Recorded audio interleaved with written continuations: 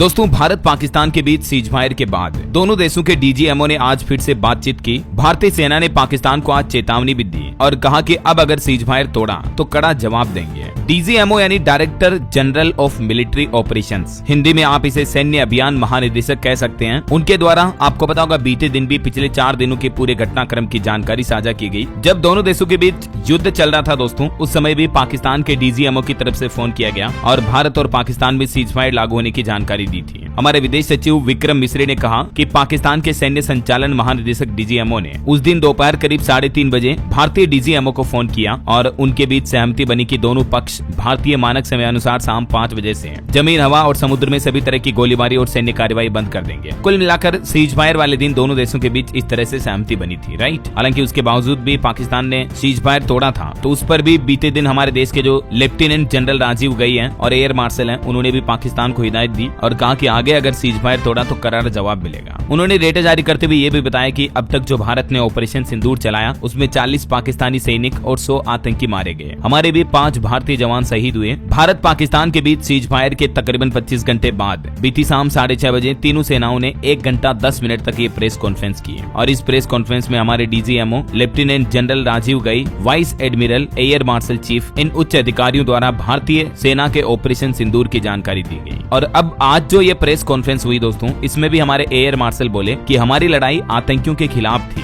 देखिए, सेना की प्रेस कॉन्फ्रेंस में एयर स्ट्राइक पर भी एयर मार्शल बोले कि भय बिनु हो या ना प्रीत। सेना ने कहा कि आतंकियों के खिलाफ लड़ाई को पाकिस्तानी सेना ने अपना बना लिया। पाकिस्तान के खिलाफ ऑपरेशन सिंदूर पर भारतीय सेना ने आज सोमवार को लगातार दूसरे दिन ये प्रेस कॉन्फ्रेंस की और इसमें आर्मी से डीजीएमओ समेत इन उच्च अधिकारियों ने 32 मिनट तक फिर से इस मुद्दे पर जानकारी दी और इसमें उन्होंने कहा कि हमारी लड़ाई आतंकवादियों के साथ है, हमारी लड़ाई पाकिस्तानी मिलिट्री के साथ नहीं है, न ही पाकिस्तानी लोगों के साथ। जब पाकिस्तान की सेना ने आतंकियों का साथ दिया तो फिर हमने उनका जवाब दिया और नुकसान के लिए भी वही जिम्मेदार है। सबसे पहले एयर मार्शल भारती ने कहा कि पाकिस्तानी सेना ने आतंकियों का साथ दिया, उन्होंने दखल अंदाजी की तो हमने भी उसका जवाब दिया। देखिए दोस्तों, आखिर कौन है भारत के डीजीएमओ राजीव गई? पिछले साल ही इन्हें ये जिम्मेदारी मिली थी। 33 साल से ये हमारे देश की सेना में अपनी सेवाएं दे रहे हैं। इनकी प्रोफाइल देखिए जरा। राजीव गई भारतीय सेना में लेफ्टिनेंट जनरल के पद पर है। देहरादून की इंडियन मिलिट्री एकेडमी के पास आउट है। दिसंबर 1989 में कुमाऊं रेजिमेंट में कमीशन हुए हैं और भी इनके बारे में कुछ जानकारी आप देख सकते हैं। और डीजीएमओ का काम क्या होता है? दूसरे देशों के डीजीएमओ के साथ सीधे कांटेक्ट में रहना और संघर्ष की स्थिति में कंट्रोल करना और संघर्ष को रोकना, मिलिट्री ऑपरेशन की प्लानिंग को लीड करना। तो कुल मिलाकर इंडियन आर्मी में इनकी पोजीशन बहुत ही महत्वपूर्ण होती है, इनका रोल भी काफी अहम होता है ना। वही खबर देखिए, भारत पाकिस्तान डीजीएमओ मीटिंग से पहले वीरेश सांडिल्य ने ये मांग की है। हरियाणा के अंबाला में ये बोले कि पहलगाम के आतंकियों को सौंपे पाकिस्तान, कटे सिर देखने तक शांत नहीं होगा देश। ये एंटी टेररिस्ट फ्रंट इंडिया के राष्ट्रीय अध्यक्ष हैं वीरेश सांडिल्य, जिन्होंने भारत सरकार से ये अपील की है। और ऑपरेशन सिंदूर के बाद देश के प्रधानमंत्री नरेंद्र मोदी ने भी सख्त आदेश जारी कर दिया। कहा कि वहां से अगर गोली चलेगी तो यहाँ से गोला चलेगा। आतंकी ठिकाने तबाह कर पाकिस्तान को मुंह तोड़ जवाब भी दिया पाकिस्तान ने। और अब आगे अगर पाकिस्तान ऐसी वैसी कोई हरकतें करता है तो अब उसे बख्शा नहीं जाएगा। और वही खबर देखिए, सीजफायर के बाद अब पाकिस्तान झूठ के नगारे पीट रहा है। पाकिस्तानी सेना भी ये दावा कर रहे हैं कि युद्ध विराम की मांग भारत ने की थी,